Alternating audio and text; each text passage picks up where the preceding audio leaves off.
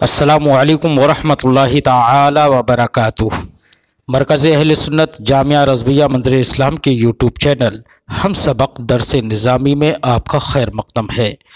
پیارے بچوں، آپ میں سے جنہوں نے اب تک ہمارے چینل کو سبسکرائب نہیں کیا ہے وہ ضرور سبسکرائب کر لیں اور اپنے ساتھیوں سے بھی شیئر کریں اور بیل آئیکن بھی ٹچ کر دیں تاکہ ہر اپلوڈ کی نوٹیفیکیشن آپ تک پہنچ سکے، اور اپنے ساتھیوں سے بھی شیئر کریں اور بات پسند آئے تو لائک بھی کریں۔ اب آپ کو جامعہ رضویہ منظر اسلام کے ایک اہم اور ماہر استاذ حضرت مفتی محمد قمر صاحب آپ حضرات کے روبرو ہوں گے۔ وہ آپ کو تلخیص المفتاح جو بلاغت کی ایک مشہور ترین کتاب ہے وہ پڑھائیں گے۔ آپ حضرات ان سے غور سے سنیں اور اپنی کتاب کو یاد کریں۔ بسم اللہ الرحمن الرحیم۔ وَأَمَّا تَنْكِيرُهُ فَلِإِرَادَةِ عَدَمِ الْحَصْرِ وَالْعَهْدِ كَقَوْلِكَ زَيْدٌ كَاتِبٌ وَعَمْرٌ شَاعِرٌ أَوْ لِلتَّفْخِيمِ نَحْوُ هُدًى لِلْمُتَّقِينَ أَوْ لِلتَّحْقِيرِ۔ یہاں سے مصنف علیہ الرحمہ مسند کے نکرہ لانے کے اسباب کو بیان فرماتے ہیں کہ مسند کو نکرہ کن صورتوں میں لایا جاتا ہے، کن اسباب کی بنیاد پر لایا جاتا ہے۔ تو فرماتے ہیں مسند کو نکرہ اس لیے لایا جاتا ہے کہ وہاں پر حصر بھی مقصود نہیں ہوتا ہے۔ اگر حصر مقصود ہوتا تو جناب والا اس کو کیا لے کر کے آتے؟ معرفہ لے کر کے آتے، لیکن جب حصر مقصود ہی نہیں ہے اس لیے مسند کو کیا لے آتے ہیں؟ نکرہ لے آتے ہیں۔ یا جناب والا وہاں پر اگر حصر مقصود نہیں ہوتا تو مسند کو معرفہ احدیت کی بنیاد پر لاتے، یعنی کہ یا تو اس کے خارج میں متعین ہونے کی بنیاد پر یا ذہن میں متعین ہونے کی بنیاد پر، سمجھ گئے؟ تو اگر خارج میں متعین ہونے کے اعتبار سے لے کر کے آتے تو ہم اس پر الف لام عہد خارجی داخل کرتے، ذہن میں متعین ہونے کے اعتبار سے لے کر کے آتے تو ہم اس پر الف لام عہد ذہنی کو داخل کرتے۔ اب یہاں مقصود ہمارا مسند کے تعلق سے نہ تو عہد ہے اور نہ ہی مقصود ہمارا کیا ہے؟ حصر ہے۔ اس لیے مسند کو ان دونوں چیزوں کے مفقود ہونے کی وجہ سے کیا لے کر کے آتے ہیں؟ نکرہ لے کر کے آتے ہیں۔ جیسے جناب والا کہیں زید کاتب، زید کاتب ہے، تو یہاں کاتب کیا ہے؟ خبر ہونے کی بنیاد پر مسند، لیکن اس کو کیا لے کر کے آئے؟ نکرہ۔ کیوں؟ اس لیے کہ نہ حصر مقصود ہے اور نہ احدیت۔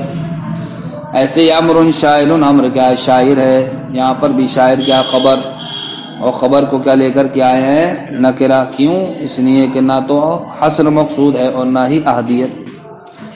وَأَمَّا تَنْكِيرُهُ مسند کو نکرہ لانا فَلِإِرَادَةِ عَدَمِ الْحَصْرِ وَالْعَهْدِ، تو حصر اور عہد کا ارادہ نہ ہونے کی وجہ سے، جیسے کہ آپ کا قول زید کاتب وعمر شاعر میں، او للتفخیم، یا جناب والا مسند کو نکرہ لے کر کے آتے ہیں۔ کیوں؟ اس لیے کہ مقصود ہے وہاں پر مسند کو بڑا ظاہر کرنا، مسند کو بڑا ظاہر کرنا۔ اب بڑا ظاہر کیسے ہوگا؟ بڑا ظاہر اسی وقت ہوگا کہ ہم مسند کو نکرہ لے کر کے آئیں تاکہ اس کی تنوین اس کی بڑائی پر دلالت کرے، تاکہ تنوین اس کی بڑائی پر دلالت کرے۔ جیسے کہ ہدل للمتقین میں ہدن، یہ کیا ہے؟ یہ مسند ہے، اور اس کو نکرہ لایا گیا۔ کیوں لایا گیا؟ اس لیے لایا گیا تاکہ بڑائی کو بیان کیا جا سکے کہ قرآن جو متقین کے لیے ہدایت ہے وہ چھوٹی موٹی ہدایت نہیں ہے بلکہ بہت بڑی ہدایت ہے۔ کیا ہے؟ بہت بڑی ہدایت ہے۔ یا ایک سبب مسند کو نکرہ لانے کا یہ ہے کہ وہاں پر تحقیر مقصود ہوتی ہے۔ کیا مقصود ہوتی ہے؟ تحقیر۔ تو تحقیر کے پیش نظر مسند کو نکرہ لے آتے ہیں اور کہتے ہیں ما زید شیئا، زید کچھ بھی نہیں۔ اس لیے کہ یہاں پر شیئا پہ جو تنوین آئی ہے اس نے اس کی قلت پر دلالت کی۔ اب مطلب یہ ہوا حقیر چیز بھی نہیں ہے۔ تو یہاں پر مسند کے نکرہ لانے کی تین صورتیں بیان کی۔ پہلی صورت تو یہ ہے کہ حصر اور عہد مقصود نہ ہونے کی وجہ سے مسند کو نکرہ لاتے ہیں۔ دوسری چیز کیا ہے؟ مسند کو بڑا بیان کرنے کے لیے نکرہ لے کر کے آتے ہیں۔ تیسری چیز تحقیر کی وجہ سے مسند کو نکرہ لے کر کے آتے ہیں، جیسے کہ ما زید شیئا۔ وَأَمَّا تَخْصِيصُهُ بِالْإِضَافَةِ أَوِ الْوَصْفِ فَلِكَوْنِ الْفَائِدَةِ أَتَمَّ كَمَا مَرَّ۔ یہاں سے ایک مسئلہ یہ بیان فرماتے ہیں کہ چلیے صاحب مسند کو اضافت کے ساتھ یا مسند کو وصف کے ساتھ خاص کیوں کرتے ہیں؟ مسند کو اضافت یا وصف کے ساتھ یعنی مسند کی اضافت کیوں کی جاتی ہے یا مسند کی صفت کیوں لائی جاتی ہے؟ اس کے اسباب کو یہاں بیان فرمائیں گے۔ تو فرماتے ہیں مسند کے لیے جو اضافت لائی جاتی ہے یا اضافت کے ساتھ مسند کو خاص کیا جاتا ہے یا وصف کے ساتھ مسند کو خاص کیا جاتا ہے تو وہ اس لیے تاکہ فائدہ کیا ہو جائے، کامل ہو جائے۔ فائدے کے کامل ہونے کی وجہ سے مسند کے لیے اضافت لائی جاتی ہے یا مسند کے لیے وصف لایا جاتا ہے۔ جیسے ہم کہتے ہیں اگر زید غلام، زید غلام ہے تو یہ تو پتہ چل گیا کہ ہاں زید غلام ہے، لیکن ابھی فائدہ پورا نہیں ہوا، اس لیے کہ ابھی ہمارے ذہن میں یہ سوال ہے کہ زید کس کا غلام ہے۔ تو اگر آپ مسند کو بطریق اضافت لے کر کے آتے اور یوں کہتے زید غلام رجل، زید مرد کا غلام ہے، یا آپ کہتے کہ زید غلام عمر، زید عمر کا غلام ہے، تو دیکھو یہاں فائدہ مکمل ہو گیا یا نہیں ہوا؟ تو مسند کیا ہے یہاں پر؟ غلام و عمر ہے، اور مسند کس اعتبار سے؟ بترکیب اضافی ہے۔ تو یہاں پر دیکھیے مسند کو جب ہم نے اضافت کے ساتھ خاص کر دیا تو فائدہ مکمل ہو گیا یا نہیں ہو گیا؟ ایسے ہی اگر ہم کہتے زید رجل، زید کیا ہے؟ آدمی ہے، تو ابھی فائدہ ہمیں مکمل نہیں ہوا، اس لیے کہ اگر ہم رجل کی صفت لے آئے اور کہیں زید رجل عالم، زید عالم آدمی ہے، تو اب فائدہ پورا ہو گیا یا نہیں ہو گیا؟ تو مسند کو جو اضافت کے ساتھ خاص کیا جاتا ہے یا مسند کو وصف کے ساتھ خاص کیا جاتا ہے تو وہ اس کے اضافے کے فائدے کے تام ہونے کی وجہ سے، فائدے کے تام ہونے کی وجہ سے۔ وَأَمَّا تَخْصِيصُهُ، مسند کو بالاضافت، اضافت کے ساتھ خاص کرنا، بالوصف یا وصف کے ساتھ خاص کرنا، فَلِكَوْنِ الْفَائِدَةِ أَتَمَّ، تو جناب والا اس کے فائدے کے مکمل ہونے کی وجہ سے، کما مرہ، جیسا کہ مسند علیہ کے بیان میں گزر چکا ہے۔ وَأَمَّا تَرْكُهُ، رہا جناب والا مسند کی جو تخصیص چھوڑ دی جاتی ہے، اس چھوڑنے کا سبب کیا ہے؟ یعنی کبھی مسند کو خاص کر دیا جاتا ہے اضافت کے ساتھ یا وصف کے ساتھ، کیوں؟ فائدے کے کام ہونے کی وجہ سے، لیکن کبھی کبھی اس تخصیص کو چھوڑ بھی دیا جاتا ہے۔ کبھی کبھی کیوں چھوڑ دیا جاتا ہے؟ ما قبل میں جو اسباب ذکر کیے گئے ہیں، جہاں پر یہ ذکر کیا گیا تھا کہ جناب والا مسند علیہ کو مقید کیا جاتا ہے، یعنی مسند کو مقید کیا جاتا ہے فعل وہی مفعول وغیرہ سے، تو وہ کیوں تھا وہ مسند کو مقید کرنا مفعول وغیرہ سے؟ اس کے فائدے کے عدم ہونے کی وجہ، فائدے میں اضافے کی وجہ سے تھا، نہیں تھا؟ لیکن کبھی کبھی اسی مقید کرنے کو چھوڑ بھی دیا جاتا تھا، نہیں چھوڑ دیا جاتا تھا۔ تو کہتے ہیں اسی طریقے سے یہاں پر مسند کو اضافت کے ساتھ خاص بھی کیا جاتا ہے، وصف کے ساتھ خاص بھی کیا جاتا ہے، لیکن کبھی کبھی اس تخصیص کو چھوڑ بھی دیا جاتا ہے۔ تو جو اسباب وہاں پر تھے چھوڑنے کے، وہی اسباب یہاں پر ہیں، یعنی کہ کبھی وقت کی تنگی کی بنیاد پر یا ضرورت شرعی کی بنیاد پر اس تخصیص کو چھوڑ دیا جاتا ہے۔ وَأَمَّا تَرْكُهُ، رہا مسند کا تخصیص کو ترک کر دینا، فَظَاهِرٌ مِمَّا سَبَقَ، تو ظاہر ہے اس سے جو ما قبل میں گزرا ہے۔ وَأَمَّا تَعْرِيفُهُ، یہاں سے مسند کے معرفہ لانے کی بات بیان فرماتے ہیں کہ مسند کو معرفہ کیوں لاتے ہیں؟ تو جناب والا مسند کو معرفہ اس لیے لاتے ہیں کہ ہم سامع کو حکم کا فائدہ پہنچانا چاہتے ہیں، سامع کو، یا پھر ہم لازم حکم کا فائدہ پہنچانا چاہتے ہیں۔ شروع میں تم نے پڑھا ہوگا، ایک ہوتا فائدہ خبر، ایک ہوتا لازم فائدہ خبر۔ تو اب فائدہ خبر کہہ لو یا حکم کہہ لو، یا لازم فائدہ خبر کہہ لو۔ تو اب یہاں پر مصنف علیہ الرحمہ مسند کو معرفہ لانے کی صورت کو بیان فرماتے ہیں۔ پہلی صورت یہ ہے کہ جناب والا مقصود ہمارا کیا ہے کہ مسند کو ہم حکم کا فائدہ پہنچائیں، وہ سامع کو ہم کیا پہنچائیں؟ حکم کا فائدہ پہنچانا چاہتے ہیں۔ کیسے طریقے پر؟ ایسے طریقے پر جناب والا جو ہمارے سامع کو، جو تعریف کے طریقے ہیں ان طریقوں میں سے کسی ایک طریقے پر جو ہمارے سامع کو معلوم ہے، ہم تعریف کے طریقوں میں سے کسی دوسرے طریقے پر پہنچانا چاہتے ہیں اس کو فائدہ۔ یعنی ہمارے سامع کو فائدہ تو ہے حکم کا، یعنی حکم وہ جانتا ہے، لیکن ہم اسی حکم کو اب دوسری معرفہ کے طریقے پر پہچان کروانا چاہتے ہیں، یا دوسرے معرفہ کے طریقے پر اس حکم کا ہم فائدہ دینا چاہتے ہیں۔ یعنی سامع کو حکم معلوم ہے، اور وہ کس طریقے سے معلوم ہے؟ جو تعریف کے طریقے ہیں ان طریقوں میں سے کسی ایک طریقے پر۔ تو اگر اس ایک طریقے پر مثلا علامیت کی صورت میں سامع کو معلوم ہے وہ حکم، تو اب ہم تعریف کے دوسرے طریقے مثلا اضافت کے طریقے پر یا کسی اور طریقے پر ہم اس کو پہچان کروانا چاہتے ہیں، اس لیے مسند کو کیا لے کر کے آتے ہیں؟ معرفہ لے کر کے آتے ہیں۔ تو مسند کو معرفہ لانے کا پہلا سبب یہ ہے کہ ہم سامع کو حکم کا فائدہ پہنچانا چاہتے ہیں ایسے طریقے پر جو طریقہ اس کو معلوم ہے تعریف کے طریقوں میں سے کسی ایک سے، سمجھ گئے؟ اس طریقے کے علاوہ دوسرے طریقے پر جو سامع کو معلوم ہے تو وہی تعریفی کا طریقہ، لیکن اس طریقے کے علاوہ اسی کے مثل دوسرے طریقے پر اب ہم اس کو حکم کا فائدہ پہنچانا چاہتے ہیں۔ یا جناب والا ہم لازم حکم کا فائدہ پہنچانا چاہتے ہیں ایسے طریقے پر کہ جس کو وہ جانتا ہے تعریف کے طریقوں میں سے کسی ایک طریقے سے، لیکن ہم اس کو وہ لازم حکم کا فائدہ اسی کے مثل دوسرے طریقے پر پہنچانا چاہتے ہیں، اسی کے مثل دوسرے طریقے پر پہنچانا چاہتے ہیں۔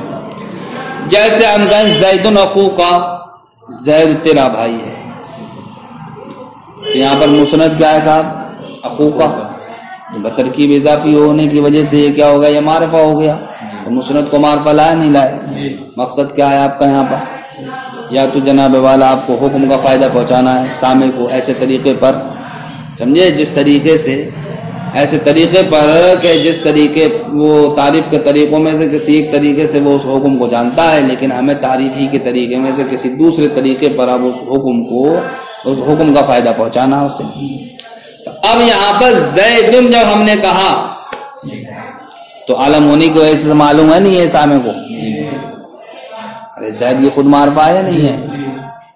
تو یہ تو معلوم ہے زید معلوم ہے ہمارے سامع کو، لیکن یہ نہیں معلوم تھا اس کا وصف کہ زید تیرا بھائی ہے۔ یہ تو معلوم ہے کہ مفید الاسلام ہیں، لیکن یہ نہیں معلوم تھا کہ مفید الاسلام شاداب کے بھائی ہیں۔ تو اب ہمیں دیکھو مفید الاسلام کا علم ہے یا نہیں ہے؟ وہ بھی کس طریقے پر ہے؟ تعریف کے طریقے میں سے، یعنی کہ عالمیت کے طریقے پر۔ لیکن ہمیں اب مفید الاسلام کا ہمیں آپ پھر علم کرا رہے ہیں، اب اس طریقے پر نہیں کرا رہے ہیں جو تعریف کے طریقوں میں سے ہمیں معلوم ہے مفید الاسلام بصورت عالمیت۔ اب آپ بطریق اضافت ہم کو کروا رہے ہیں، تو اضافت بھی تعریف کا ایک طریقہ ہے یا نہیں ہے؟ اب آپ نے کہہ دیا کہ مفید الاسلام شاداب کا بھائی ہے، تو ہوا ہمیں مفید الاسلام ہی کا علم، لیکن اس علم کے ساتھ ساتھ ہمیں جناب والا یہ پتہ چل گیا کہ ہاں یہ بھائی بھی ہیں شاداب کے، مفید الاسلام تو ہیں ہے، لیکن مفید الاسلام ہونے کے ساتھ ساتھ کیا ہے؟ یہ شاداب کے بھائی بھی ہیں۔ تو دیکھو یہاں پر زید اخو کا جب ہم نے کہا تو زید ہونے کا علم سامع کو ہے، اور وہ اس کو جانتا ہے تعریف کا ایک طریقہ یعنی عالمیت کے اعتبار سے۔ اب ہم اسی زید کا علم اس کو کرا رہے ہیں تعریف کے دوسرے طریقے یعنی بطریق اضافت اخو کا کہہ کر کے، سمجھے کہ زید تیرا بھائی ہے۔ ایسے جناب والا امر المنطلقو میں کہ المنطلقو یہاں پر کیا ہے؟ خبر ہونے کی بنیاد پر مسند ہے، اور اس کو کیا لایا گیا؟ معرفہ لایا گیا ہے۔ وجہ وہی ہے کہ ہم یہ جانتے ہیں کہ امر، ذات امر کو ہم جانتے ہیں، سمجھے، علم امر کی وجہ سے، لیکن ہم یہ نہیں جانتے ہیں کہ چلنے والا ہی امر ہے، چلنے والا ہی امر ہے۔ تو اب ہم نے جناب والا المنطلقو پر اس میں کیا داخل کر دیا؟ الف لام کو داخل کر دیا۔ اب ہم نے اس کو معرفہ بنا کر کے پیش کر دیا۔ تو جس چیز کو ہم بطریق علمیت جانتے تھے، معرفہ کے طریقے میں سے ایک طریقے پر جانتے تھے، اب اسی چیز کی ہم کو پھر پہچان کروائی معرفہ کے دوسرے طریقے پر، یعنی کہ خبر پر الف لام داخل کر کے۔ تو یہاں پر المنطلقو پہ جو الف لام ہے، اس کو آپ جنس کا بھی مان سکتے ہیں، اس کو آپ عہد کا بھی مان سکتے ہیں۔ اگر آپ اس لام کو کیا مانیں گے؟ جنس، جبکہ آپ کا مقصود کیا ہو؟ کسی معہود کی جانب اشارہ کرنا ہو، یعنی کہ فرد ذہنی کی جانب اشارہ کرنا ہو تو الف لام عہد کا ہو جائے گا، عہد ذہنی کا یہ۔ اور اگر آپ کو جناب والا مقصود کیا ہے؟ جنس کو بتانا ہے، تو اب یہ الف لام کیا ہو جائے گا؟ اس پر داخل ہونے والا جنس کا ہو جائے گا. فَلِعِفَادَةِ السَّامِعِ حُکْمًا لا مسند کو معرفہ لانا تو سامع کو حکم کا فائدہ پہنچانا ہے، علی امرن ایسے طریقے پر، معلوم لہو جو طریقہ اس کو معلوم ہے، بِعَادِ طُرُقِ تعریف کے طریقوں میں سے کسی ایک طریقے سے. اب آپ کو فائدہ جو حکم کا پہنچانا بِآخَرَ مِثْلِهَا اسی تعریف کے طریقوں میں سے اسی کے مثل کسی دوسرے طریقے پر. او لازم حکم یا جناب والا لازم حکم کا فائدہ پہنچانا ہے. کذالک پوری بات کہو گے علی امر معلوم لہو بِعَادِ طُرُقِ التعریف بِآخَرَ مِثْلِهِ تک. جیسے زید اخوکا میں وعمر المنطلقو میں، وعمر المنطلقو کی وضاحت کی بے اعتبار تعریف العہدی کہ المنطلقو پہ الف لام عہد کا بھی ہو سکتا ہے اور الف لام یہ جنس کا بھی ہو سکتا ہے. بے اعتبار تعریف العہدی یعنی کہ الف لام عہدی کے اعتبار سے، اب الجنسی یا پھر الف لام جنسی کے اعتبار سے. واقسوما اور ان کا آپ الٹا بھی کر سکتے ہیں، جیسے زید اخوکا آپ نے کہا تو آپ یہ بھی کہہ سکتے ہیں اخوکا زید. امر المنطلق ہے تو اب آپ یہ بھی کہہ سکتے ہیں المنطلق امر. لیکن آپ یہ کب کہیں گے؟ اگر آپ علم کے اعتبار سے جانتے ہیں تو آپ کہیں گے زید اخوکا. لیکن جب آپ اضافت کے اعتبار سے جانتے ہیں تو آپ کیا کہیں گے؟ اخوکا زید. کیا کہیں گے آپ؟ اخوکا زید. اسی طریقے سے امر المنطلق میں اگر آپ جناب والا الف لام عہد یا الف لام جنس کے اعتبار سے جانتے ہیں تو آپ کہیں گے المنطلق امر. سمجھ گئے؟ اور اس کی معاملہ الٹا ہے تو آپ کہیں گے امر المنطلق. اقصوما سے مراد یہی دو صورتیں ہیں، یعنی زید اخوکا کی جگہ کیا کہیں آپ؟ اخوکا زید. اور امر منطلق کی جگہ کیا کہیں آپ؟ المنطلق امر. لیکن یہ کب ہوگا الٹا اس کا؟ اس وقت ہوگا کہ اب ہم یہ دیکھیں گے سامع ہمارا جانتا کس اعتبار سے. اگر عالمیت کے اعتبار سے جانتا ہے تو ہمیں زید اخوکا ہی کہنا ہے، اور اگر اضافت کے اعتبار سے جانتا ہے یعنی اضافت نہیں بلکہ وصف کے اعتبار سے تو اب یہ اخوکا ہونا یہ تو ایک وصف ہوا نہیں ہوا اس کا. اب اگر وصف کے اعتبار سے جانتا ہے تو وصف کو پہلے لے کر کے آئیں گے اور عالمیت کو بعد میں رکھ دیں گے. ٹھیک ایسے ہی وہاں پر اگر وصف کے اعتبار سے جانتا ہے تو المنطلقوں کو پہلے لے آئیں گے اور امرون کو بعد میں رکھ دیں گے. اور اگر جناب والا وہ ذات کو جانتا ہے تو وصف کو بعد میں لے کر کے آئیں گے. والثانی قد يفيد قصر الجنس على شيء تحقیقا. اب یہاں سے ایک مسئلہ اور بتاتے ہیں کہ اگر ہم جناب والا مسند کو معرفہ لے کر کے آئیں الف لام جنس کے ذریعے، والثانی ثانی سے مراد کیا ہوگا؟ یعنی کہ المنطلقوں میں جو الف لام ہم نے مانا ہے یا تو عہد کا مانا ہے ہم نے یا پھر کیا کا مانا ہے؟ جنس کا مانا ہے. تو جنس کو دوسرے درجے میں بیان کیا نہیں کیا، تو اب ثانی سے اشارہ وہیں الف لام جنس کی جانب. اب اگر ہم مسند کو معرفہ لائیں الف لام جنس کے ذریعے سے تو جناب والا یہ کبھی کبھی کسی شے پر جنس کے حصر کا بھی فائدہ دیتا ہے. کا فائدہ دیتا ہے؟ جنس کے حصر کا فائدہ دیتا ہے کسی شے پر. اب یہ فائدہ دینا یا تو تحقیقاً ہوگا یا فائدہ دینا یہ مبالغتاً ہوگا. تحقیقاً ہو فائدہ، اس کی مثال جیسے کہ زید الامیر، زید الامیر. تو یہاں پر ہم نے الامیر پر جو الف لام داخل کیا یا الف لام کیا ہے؟ جنس کا ہے. لیکن یہاں پر جناب والا جنس کو اس نے کیا کر دیا ہے؟ گھیر دیا ہے. کیا کر دیا ہے جنس کو؟ اور یہ گھیرنا تحقیقاً ہے، یعنی کہ امیر زید ہی ہے، یا یہ کہنا زید ہی کیا ہے؟ امیر ہے. لیکن ہمارا یہ کہنا کہ عمرون الشجاع، کہ عمر ہی بہادر ہے، عمر ہی، کہ ہم نے یہاں خبر پر الف لام جنس کا داخل کر دیا اور حصر کر دیا اس کا. ٹھیک، یعنی کہ عمر ہی میں ہم نے گھیر دیا بہادری کو. تو یہ گھیرنا کیا تحقیقاً ہے کہ دنیا میں صرف عمر ہی بہادر ہے اور کوئی نہیں بہادر؟ یہ تحقیقاً نہیں بلکہ مبالغتاً ہے. اس لیے کہ بہادری کے اوصاف دوسروں کے بمقابل اس میں زائدہ پائے جاتے ہیں، اس لیے کہہ دیا کہ صاحب عمر ہی بہادر ہے، حالانکہ بہادر کیا ہے اور بھی ہے. تو یہاں پر جو الشجاع کے ذریعے جو حصر ہوا ہے شجاعت کا امر میں، تو یہ حصر کیا؟ حصر مبالغہ ہے. والثانی قد يفيد قصر الجنس على شيء تحقیقا. الف لام جنس کے ذریعے سے جناب والا مسند کو معرفہ لانا قد يفيد یہ کبھی کبھی فائدہ دیتا ہے قصر الجنس على شيء کسی شے پر جنس کے حصر کا، تحقیقا بطور تحقیق، جیسے زید الامیر میں، او مبالغتا یا جناب والا بطور مبالغہ جنس کے حصر کا فائدہ دیتا ہے کسی شے پر، لکمالہ فیہ، اس چیز کے اس میں مکمل طور پر پائے جانے کی وجہ سے، جیسا کہ امرن الشجاع میں، الشجاع پر الف لام جنس لے کر کے اس کو گھیر دیا ہم نے قائم امر میں، کیوں؟ اس لیے کہ شجاعت امر کے اندر کامل درجے کی پائی جاتی ہے۔ وقیل الاسم متعین للابتداء لدلالتہ علی الذات والصفہ والصفۃ للخبریۃ لدلالتہ علی امر نسبی۔ اب یہاں سے ایک بات بتاتے ہیں کہ جناب والا مبتدا کون سی چیز بنے گی اور خبر کون سی چیز بنے گی۔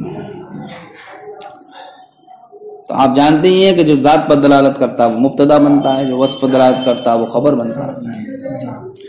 تو اب اسم و صفت میں سے کون سی چیز مبتدا بننے کے لائق ہے اور کون سی چیز خبر بننے کے لائق ہے؟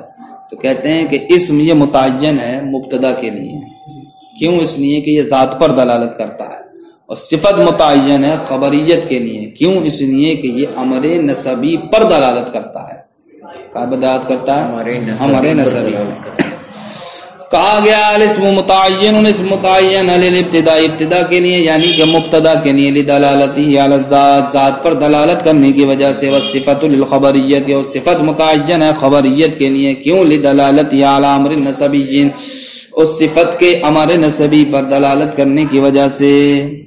رد بان المعنى الشخص الذي له الصفۃ صاحب الاسم، یہاں سے رد کر دیا گیا صاحب مذکور ہماری بات کا کہ صاحب اسم کو ابتدا کے لیے متعین کرنا ذات پر دلالت کرنے کی وجہ سے، صفت کو خبریت کے لیے متعین کرنا امر نسبی پر دلالت کرنے کی وجہ سے، اس کو رد کر دیا صاحب۔ یہ ہمیں آپ کی بات تسلیم نہیں ہے۔ کیوں نہیں ہے؟ اس لیے نہیں ہے کہ جس طریقے سے آپ نے اسم کو متعین کیا یہ مبتدا کے لیے، تو معترض کہتا ہے اسی طریقے سے صفت کو بھی مبتدا کے لیے متعین کیا جا سکتا ہے، صفت کو بھی مبتدا کے لیے، اور جس طریقے سے آپ نے صفت کو متعین کیا ہے خبر کے لیے، اسی طریقے سے اسم کو بھی خبر کے لیے متعین کیا جا سکتا ہے۔ آپ نے علت کیا بیان کی تھی؟ علت یہ بیان کی تھی نا کہ اسم ذات پر دلالت کرتا ہے، ذات پر دلالت کرنے کی وجہ سے وہ مبتدا کے لیے متعین ہو گیا۔ تو معترض کہتا ہے کہ جناب والا صفت بھی ذات پر دلالت کر سکتی ہے، صفت بھی، تو جو چیز ذات پر دلالت کرتی ہے آپ خود کہہ رہے ہو مبتدا ہوتا ہے، لہذا صفت بھی کیا بن جائے گی؟ مبتدا بن جائے گی۔ اور آپ نے صفت کے تعلق سے یہ کہا تھا کہ یہ امر نسبی پر دلالت کرتی ہے، اس لیے یہ خبر بنے گی۔ تو ہم کہتے ہیں کہ اسم بھی امر نسبی پر دلالت کرتا ہے، لہذا جب اسم امر نسبی پر دلالت کرتا ہے تو اب اسم کیا بن جائے گا؟ خبر بن جائے گا۔ لیکن جب ہم ان معترض کے اعتبار سے خبر کو کیا بنائیں گے؟ مبتدا بنائیں گے، تب ایسی صورت میں ترجمہ ان کے اعتبار سے کرنا پڑے گا ہمیں۔ ردا بان المعنى، رد کر دیا گیا ما قبل کی بات کو، کس بات کو؟ کہ اسم متعین مبتدا کے لیے، صفت متعین خبر کے لیے، اس بات کو رد کر دیا گیا۔ کیا کہہ کر کے؟ بان المعنى، بئی طور کے معنی یوں کیا جائے، کس کا؟ المنطلق امرن کا، المنطلق کو تو بنا رہا ہو، اب آپ کیا بنا رہا ہو؟ مبتدا بنا رہا ہو، حالانکہ یہ کیا وصف ہے تو یہ خبر ہونا چاہیے، لیکن اب آپ مبتدا لے کر کے آئے اس کو۔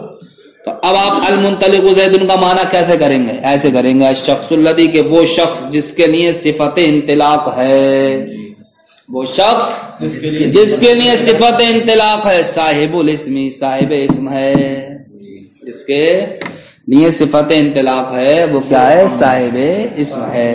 اس اعتبار سے معترض کہتا ہے دیکھو صفت کا بھی مبتدا ہونا صحیح ہو گیا نہیں ہو گیا؟ اب آپ کا یہ کہنا کہ صاحب اسم مبتدا ہی کے لیے متعین ہے، صفت خبر ہی کے لیے متعین ہے، یہ بات ہمیں قابل قبول نہیں ہے۔ اما کون جملتن، رہا مسند کو جملے کی صورت میں لانا، تو جناب والا تقوی حکم کے لیے ہوتا، وہ اس کو پختہ کرنے کے لیے ہوتا ہے۔ اس لیے کہ جب ہم کسی چیز کو پختہ کرنا چاہیں گے تو پختہ اسی وقت ہوگا نا جب کہ تکرار اسناد ہو، اور تکرار اسناد کب ہوگی؟ جب کہ ضمیر وغیرہ لائی جائے، جب ضمیر لائی جائے گی تو اب بتاؤ خبر مفرد رہے گی یا جملہ؟ جملہ ہو جائے گی نہیں ہو جائے گی؟ اس لیے خبر کو کیا لایا جائے گا؟ جملہ۔ کیوں؟ تقوی کی وجہ سے، یا جناب والا اس کے سبب بھی ہونے کی وجہ سے۔ آپ نے ما قبل میں جانا ہوگا کہ سببی، امر سببی کس کو کہتے ہیں، یا خبر سببی کس کو کہتے ہیں؟ تو خبر سببی کس کو کہتے ہیں صاحب؟ ہاں سببی سے کہ جو یعنی مسند سببی کس کو کہا جاتا ہے کہ جو مسند الیہ کی خوبی بیان نہیں کرے بلکہ مسند الیہ کے متعلق کی خوبی بیان کرے، اس کو سببی کہتے نہیں کہتے؟ تو جو مسند الیہ کے متعلق کی خوبی کو بیان کرے گا تو جناب والا تو وہ جملے ہی کی صورت ہی میں تو کر سکتا ہے، اس لیے کہ جب مسند الیہ کے متعلق کی خوبی بیان کرے گا تو اب ضمیر لانا پڑے گی متعلق کو بتانے کے لیے، کیا لانا پڑے گی؟ ضمیر لے کر کے آئیں گے، وہ جملہ بن جائے گا۔ تو ان دو صورتوں کی بنیاد پر مسند کو کیا لے کر کے آتے ہیں؟ جملہ۔ واما کونو جملہ تندا، مسند کو جملہ لانا پڑے تقوین تو قوت کی وجہ سے یا تقوی کی وجہ سے مسند کو جملہ لے کر کے آتے ہیں، او لکونی سببن یا اس کے سببی ہونے کی وجہ سے، کما مرہ جیسا کہ ما قبل میں گزرا، و اسمیتها و فعلیتها و شرطیتها، رہا مسند کا جملہ اسمیہ لانا یا جملہ فعلیہ لانا یا جملہ شرطیہ لانا یا اس کی وجہ سے جو گزرا، یعنی جملہ اسمیہ لانا تو اس لیے ہوتا ہے مسند کو بصورت جملہ اسمیہ لانا جبکہ ہمارا مقصود کیا ہو؟ استمرار ہو، کیونکہ جملہ اسمیہ استمرار پر دلالت کرتا ہے، اور جب ہمارا مقصود کیا ہو؟ کسی ایک زمانے کو بتانا ہو اختصار کے طریقے پر، تو ہم جملے کو فعلیہ مسند کو جملہ فعلیہ کی صورت میں لے آئیں۔ اور شرطیہ جناب والا جو ما قبل میں اعتبارات اسباب گزرے ادوات شرط میں سے ان وجوہ کی بنیاد پر کس کو؟ مسند کو جملہ شرطیہ کی صورت میں لے آتے ہیں، لیکن مسند کو جملہ ظرفیہ کی صورت میں کیوں لے کر کے آتے ہیں؟ اس لیے لے کر کے آتے ہیں کہ یہاں پر ہمیں اختصار کے ساتھ فعل کو ذکر کرنا ہے، اور آپ جانتے ہیں جناب والا اختصار اسی صورت میں ہوتا ہے کہ ہم مسند کو جار مجرور کی صورت میں ذکر کر دیں، لہذا اب وہ متعلق ہوگا فعل محذوف ہی سے، تو دیکھو فعل بھی ہو گیا یہاں پر اور وہ ذکر بھی نہیں کیا گیا ہے، اس لیے یہاں پر جملے کو وہی مسند کو جملہ ظرفیہ کی صورت میں لاتے ہیں۔ ظرفیہ تو آ رہا جملے یا مسند کو جملہ ظرفیہ لانا لے اختصار الفعلیت، یہ فعل کے مختصر ہونے کی وجہ سے ہے، یہ مقدرۃ بالفعل، اس لیے کہ جناب والا وہ جملہ ظرفیہ فعل کے ساتھ ہی کیا ہوتا ہے؟ مقدر ہوتا ہے، علی الاساس صحیح مذہب کے مطابق، یعنی کہ اس میں کیا اختلاف ہے لیکن صحیح مذہب یہی ہے کہ وہ فعل ہی کے ساتھ کیا ہوتا ہے؟ مقدر ہوتا ہے۔ السلام علیکم۔